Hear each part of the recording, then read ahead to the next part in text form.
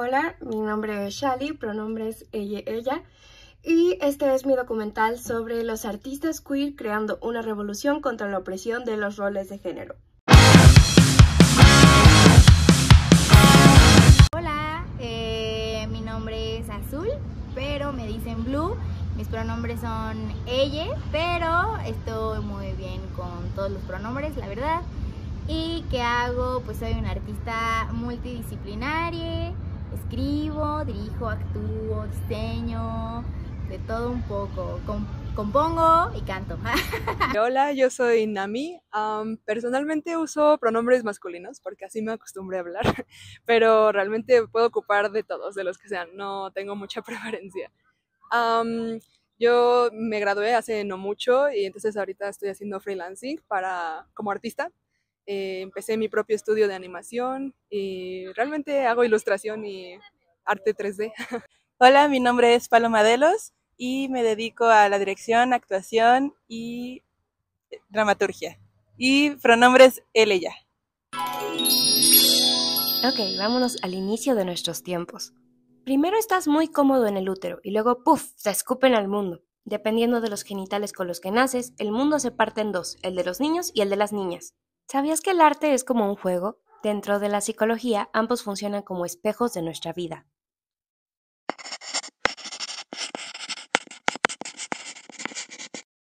Hay mucho trauma de por medio, entonces mi infancia está algo borrosa, pero recuerdo que a mi hermana le regalaban muchos carritos y teníamos mucho masking en la casa, entonces hacíamos como nuestros circuitos de carritos en toda la casa y nos poníamos como a soplarles a los carritos a ver quién llegaba primero y era como el juego que jugábamos. Y a los Pet Shop. A mí me gustaba mucho jugar con dinosaurios. Yo era el niño de los dinosaurios, me gustaba formarlos todos en fila y fingir que iban en alguna migración y los movía uno por uno. Pero a veces cuando la gente no quería jugar a los dinosaurios, elegían el juego que fuera y mientras me dejaran jugar siendo un perro o un dinosaurio, yo era el más feliz. Es que era muy raro, yo tengo un hermano, entonces tenía como mis juguetes para jugar yo solita y mis juguetes para jugar con mi hermano. Entonces, mis juguetes de solita eran Barbies, eran las bebés, las carriolas, las casitas y esas cosas. Y para jugar con mi hermano, pues mayormente peluches y nos inventábamos historias. Luego habían ocasiones en las que nos gustaba el mismo juguete y mi mamá tenía que comprar dos para que no nos peleáramos.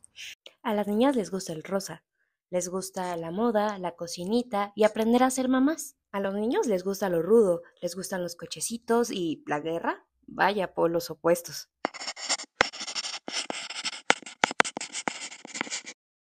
Pues como niña, 100%, porque creo que no tenía cabida de cuestionarme en la vida hasta muy después, pero siempre quise ser como perfecta para mi mami, entonces pues siempre quise verme aparte como niña y cualquier como cuestionamiento que llegaba a mi cabeza, aparte era como, no, Dios no permite esto, entonces trataba de erradicar todo pensamiento queer. Creo que por casi toda mi infancia yo no tuve percepción de lo que era el género, qué significaba o qué era yo. Solo era un niño siendo un niño. Pero creo que fue hasta alrededor de secundaria, mis 13 a 15 años, que empecé a tener nociones acerca de lo que la sociedad esperaba que yo fuera y cómo actuara acorde a mi apariencia física y al sexo que me fue asignado al nacer. Y fue cuando empecé a tener problemas y a tener mis propias ideas y percepciones en cuanto a eso. Pero mi infancia fue muy libre de todo ello. Cuando yo era morrite, siempre me sentí sumamente extraña con mi propio cuerpo. Mi etapa favorita siempre era Halloween, porque era el momento en el que yo podía disfrazarme, ser extravagante y transformarme a mí misma. Los personajes que yo consideraba más cool y en quienes yo quería convertirme eran los más extravagantes y locochones como el sombrerero loco o Lady Gaga, aunque normalmente nadie entendía mis referencias, pero eso todavía me pasa. Pues la verdad es que nunca lo pensé mucho, o sea, creo que siempre fui muy consciente de que soy como niña, de que biológicamente niña, Entonces, pues sí, o sea, como que no creo que siquiera supiera qué significaba identidad de género.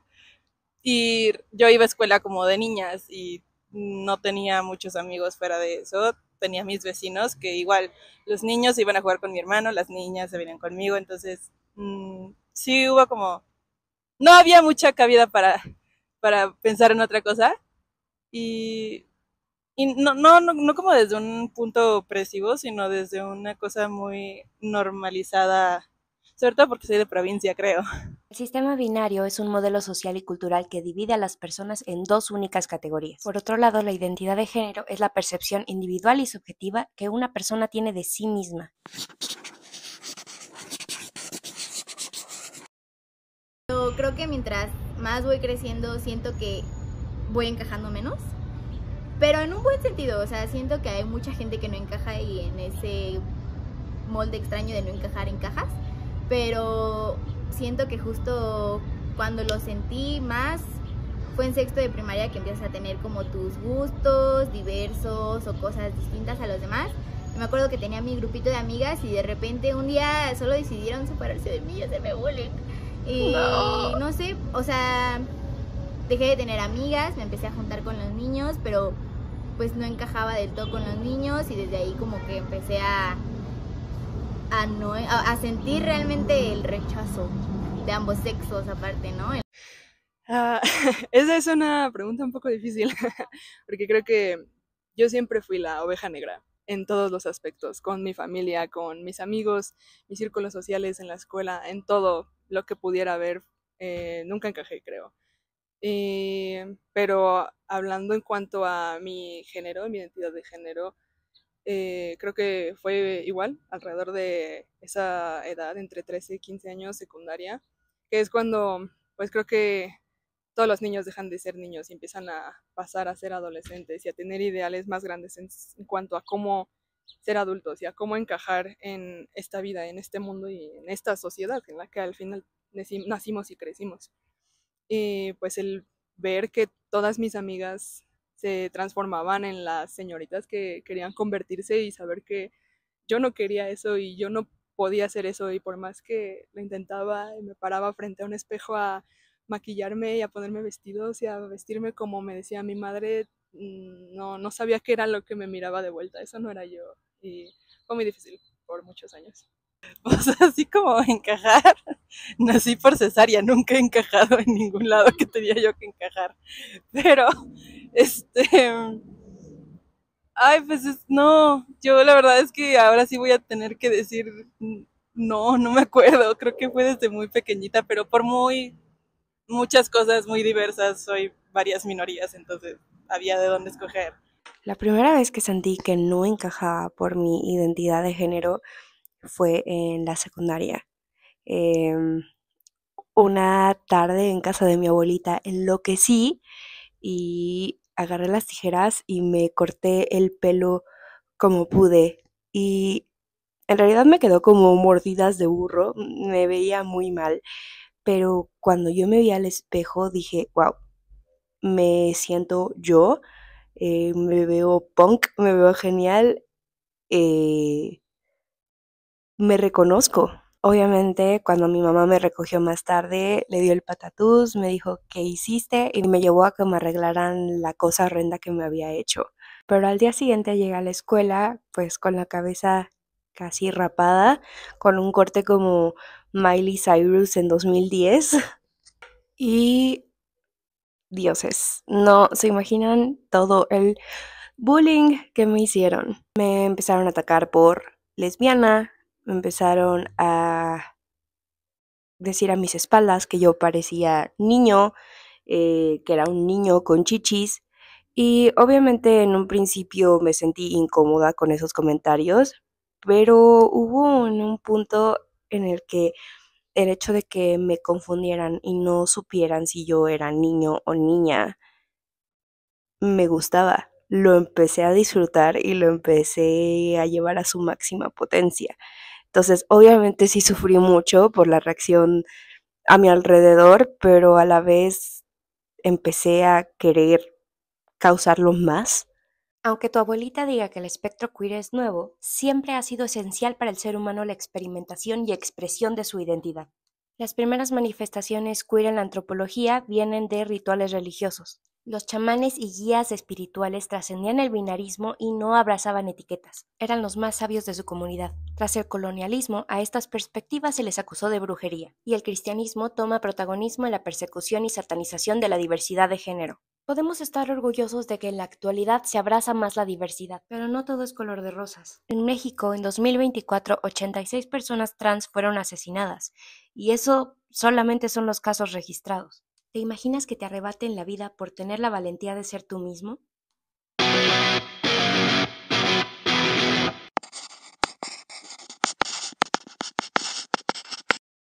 Pues creo que justo al momento de expresarme con lo que me gusta ponerme o lo que me gusta usar, siempre en mi cabeza, o sea, aunque yo parezca ya muy deconstruida y así, pues obviamente todavía hay pensamientos en mi cabeza que es como, no porque te ves como niña o no porque te ves como niño.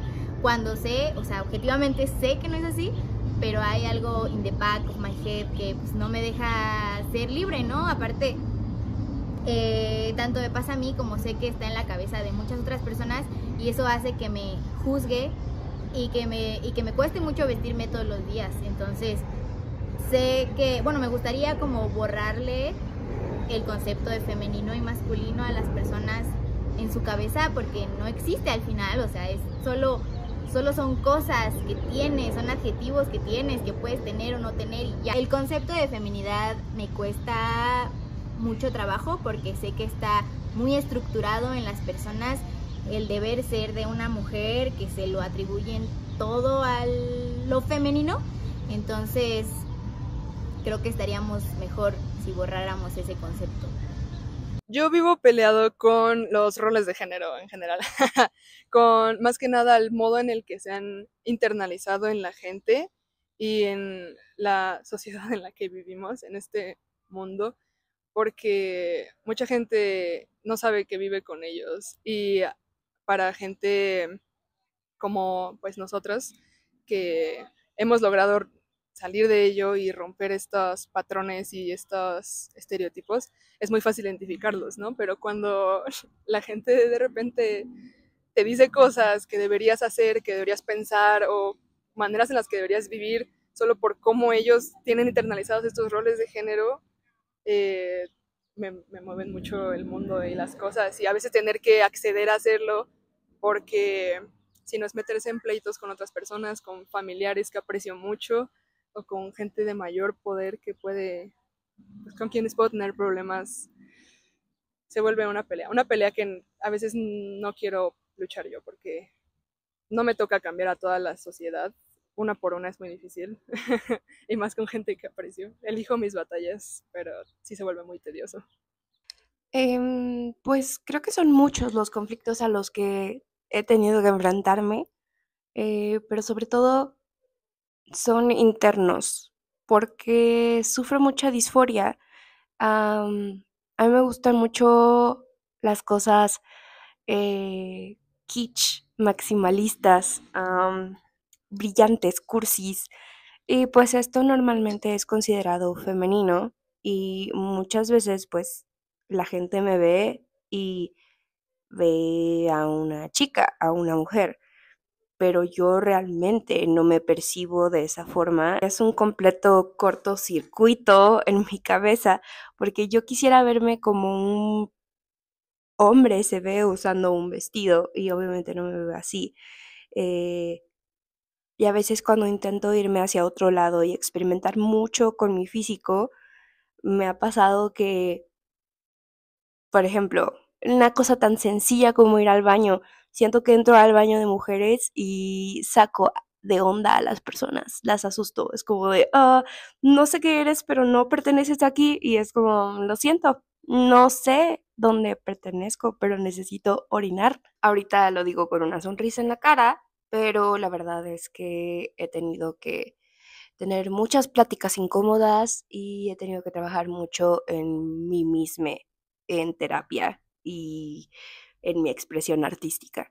Yo creo que mayormente este tema de que la mayoría de personas creen que les debes una explicación o les tienes que justificar tu respuesta cuando dices que quién eres o cómo te identificas. Y sobre todo creo que yo soy una persona que no le gusta mucho las etiquetas, o sea, pero conmigo. O sea, sí tengo responsabilidad afectiva, pero en cuestiones de ponerme etiquetas a mí no me gusta, prefiero ser como que mis acciones hablen más que yo tener que explicarme, que mis acciones hablen por mí. Entonces realmente no me gusta mucho el sentir esta presión de cuando una persona quiere que le dé una respuesta concreta y me quede ahí. Y creo que da muy poco espacio a la curiosidad, al cambio, al crecimiento, porque pues al final no siempre vamos a identificarnos con la misma cosa toda la vida y creo que es súper válido decidir explorar esas partes de ti a lo largo de tu vida y se vuelve un poco como que te invalida el hecho de que te digan que solo tienes que ser una cosa y ahí te tienes que quedar y lo que pues ni siquiera lo que decidas, lo que simplemente se te puso, eso tienes que ser.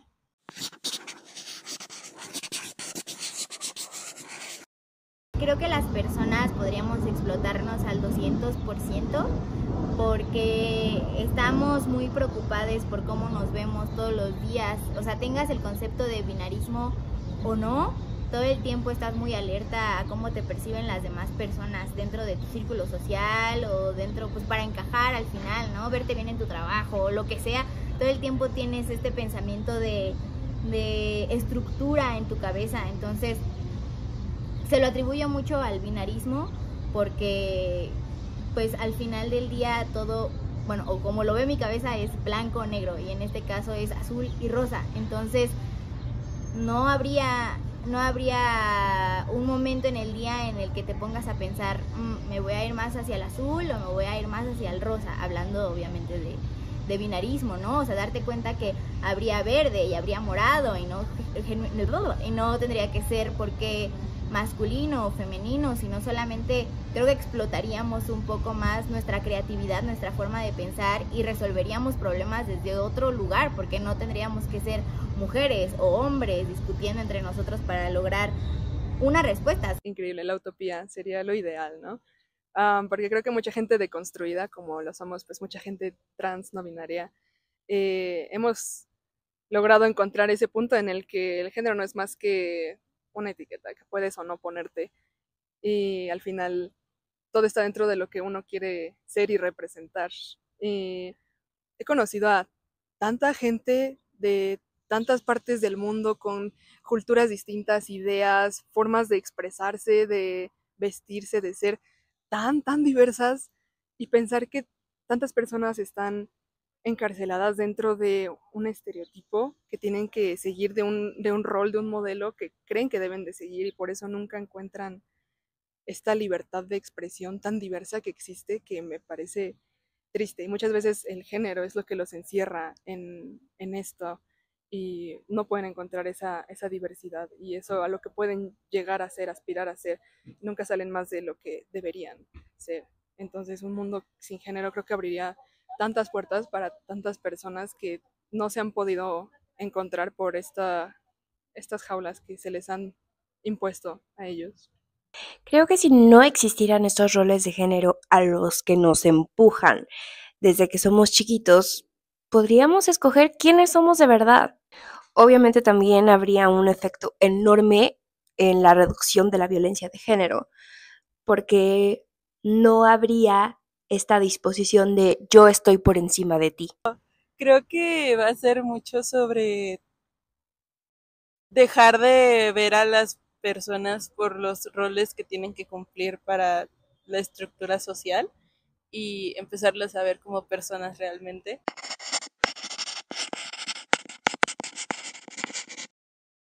Pues creo que mi sueño más grande es tener un equipo de trabajo lleno de personas disidentes. Entonces, desde mi momento ahorita, el día de hoy, al expresarme, es todo para la comunidad y tengo como mi top 3, ¿no? O sea, justo la comunidad queer, la comunidad neurodivergente y la comunidad de las mujeres. Entonces todos mis esfuerzos y todos mis proyectos van hacia allá, hacia la visibilidad de los problemas que tenemos dentro de esta comunidad, hacia el ayudarnos y abrazarnos. Todo este proceso que estoy tratando de crear es para tener una comunidad, aparte de que sé que tenemos tristemente menos oportunidades porque somos una minoría. Entonces creo que si nos agarramos de la manita los unos con los otros, podemos tener más chance de conquistar al mundo y tener muchísimas oportunidades, y que la gente conozca nuestra verdad y que no sea solo un concepto que nos pusieron en la tele cuando teníamos 4 años, súper erróneo, o cosas que justo como tenemos en la idea colectiva de lo que es tal vez ser una persona trans, ser una persona no binaria, ser una persona gay, queer, lo que sea, pero muchas personas tienen esta idea errónea por lo que se nos ha implantado. Entonces justo lo más valioso, creo, del arte es expresar tu verdad para que vean lo auténtico que puede ser dentro de tu arco iris de queerismo. Yo soy artista digital y me gusta de vez en cuando pintar mi percepción o mis experiencias en cuanto al género, a veces divertido, a veces más profundo, a veces como pues arte para también soltar emociones y pues así lo que hacemos los artistas. Pero creo que una de las mayores cosas que me enorgullecen más ha sido con el estudio de animación que estoy empezando con mis mejores amigos de la carrera y de la vida, que han apoyado mucho pues este proyecto en el que nos gusta contar historias queer. Nos gusta apoyar a la comunidad LGBT, entre otras comunidades, contando historias que a nosotros nos hubiera gustado que nos contaran en nuestros buenos tiempos de infancia, donde pues buscábamos una representación que no existía en ese momento. Y ahorita pues aprovechando que hay más apertura y que tenemos ese poder nosotros de esparcir nuestro arte y nuestro mensaje, estamos tomándolo y estamos intentando dar ese mensaje por medio de historias con las que todo el mundo se puede identificar, y ojalá pues ayudar a personas como yo y como otros a encontrarse desde antes para que no tenga que pasar lo que hemos pasado muchos. Creo que mi arte es muy metafórico, o trato como de utilizar figuras literarias y como, sí, metáforas para mostrar un sentimiento específico. Creo que lo que más me importa en mi arte es que no te identifiques tanto por la situación que se presenta, sino por la emoción que te está transmitiendo. Creo que eso ayuda a que más personas se puedan sentir identificadas en lo que están viendo, porque tal vez esta situación nunca me ha pasado, pero esta emoción sí la he sentido, y la otra persona de otro grupo social también lo siente, y también lo ha sentido esta otra persona de otro grupo totalmente distinto, y lo que nos une es más las emociones más que las situaciones, porque todos tenemos vivencias muy diferentes. Creo que no lo mencioné al principio, pero yo soy escritora, dramaturgue y director escénico. Por eso en mi compañía teatral y de productos audiovisuales, que es la casa productora Niña Limón, me enfoco que las historias que contamos sean de rebelión, de cuestionamiento, de deconstrucción, más de ser un espacio seguro para experimentar y poner las cosas de cabeza, porque creemos fielmente en que el arte sirve para eso.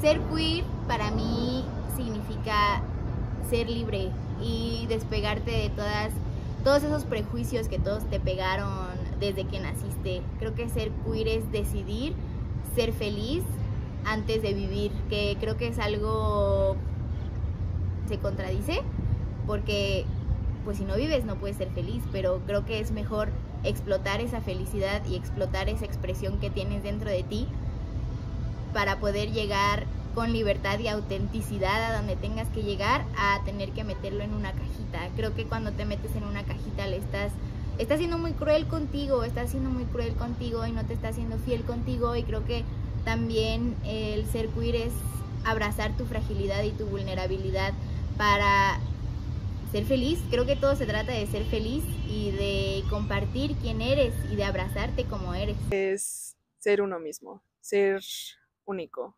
Y es un sinónimo de libertad, porque en un mundo monótono, donde se busca continuar un patrón, seguir un estereotipo y un molde en el que no todos cabemos, creo que el aceptar que uno es queer, que es diferente, que es original, es solo descubrir que eres tú. Y eso está bien y no tiene nada de malo no encajar en lo que todos te dicen que tienes que encajar. Y es encontrar gente con quienes puedes compartir este sentimiento de ser libre y de ser tú mismo sin miedo a lo que puedan decir o lo que pueda suceder. Para mí ser queer es lo más cercano que tengo en motos de vida a el amar al prójimo como a ti mismo. Creo que precisamente queer es primero me amo, para poder amar a los demás, primero me amo y me acepto a como yo venga, a como yo crezca y a como yo vaya a ser, tomando de las diferentes constructos sociales o no, las cosas que a mí me hacen feliz, que a mí me resuenan. Y ya después cuando me he aceptado y me he forjado como persona, empezar a ver a quién amo y poder tener la opción de enamorarme de una persona y no enamorarme de un rol o enamorarme de una apariencia y simplemente amar a una persona por su alma y no por cómo se presenta o cómo le ha tocado presentarse. Y sí, creo que es esto de que ya habíamos comentado de la libertad, el respeto, el tener el poder decidir. Creo que también es como lo que mucho se lucha hoy en día, no solo en el queer, sino diferentes luchas sociales buscan la opción, el tener el poder de la decisión, el poder tener opciones.